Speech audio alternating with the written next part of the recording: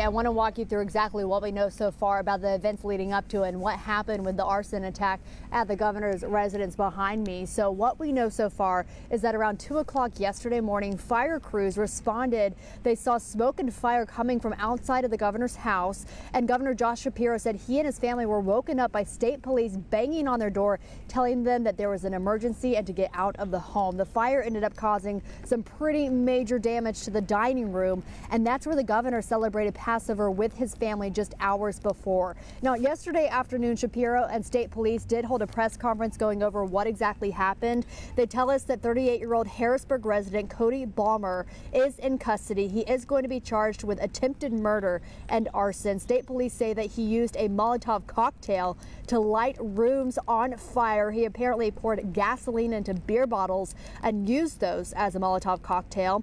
We do know the investigation is still ongoing. State police and the FBI are reviewing some security measures around the home. We know that the suspect apparently jumped a fence. He walked to the residence on foot, jumped a fence, and then broke in using a hammer. Now, we do know that they say in part that the Supreme Court is reacting to all of this. Sorry, give me 1 second here. It's raining, and I want to make sure that I'm giving you the correct information.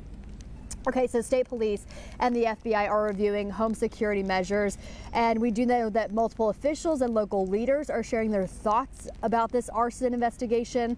Lieutenant Governor Austin Davis weighed in on everything that happened. He said on X, quote, "I won't speculate on motivations, but I will say that targeting elected officials and their family members with violence is never acceptable."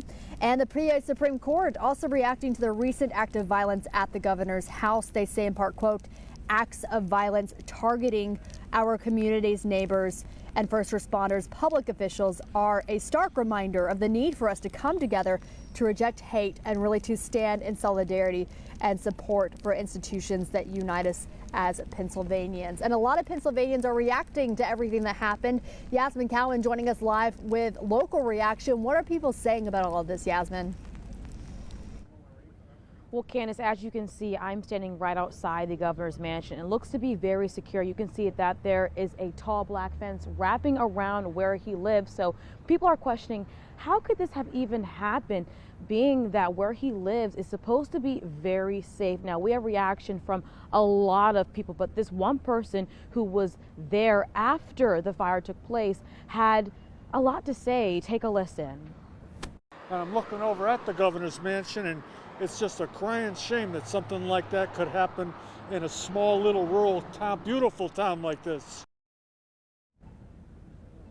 And we were on the scene yesterday following the event, talking to a lot of people. Some people say that this is such a beautiful city. How could this have even happened? That it is a shame that this even took place so close to home. And just earlier, I was speaking to someone. His name is Mark Klein. He was walking his dog right in front of me. We were talking for just a bit, and he says that it is horrific that it happened. We were celebrating Passover Seder just yesterday, and he questioned, was the suspect intelligent enough to do this intentionally on Passover Seder, or was this a hate crime? So some people are thinking that this was a hate crime. So as you know, right now, police are investigating what was the motive behind this event, Candace. So right now we're working to figure that out, and we have a lot of reaction from the community here in Harrisburg. We're going to give you more of that very soon.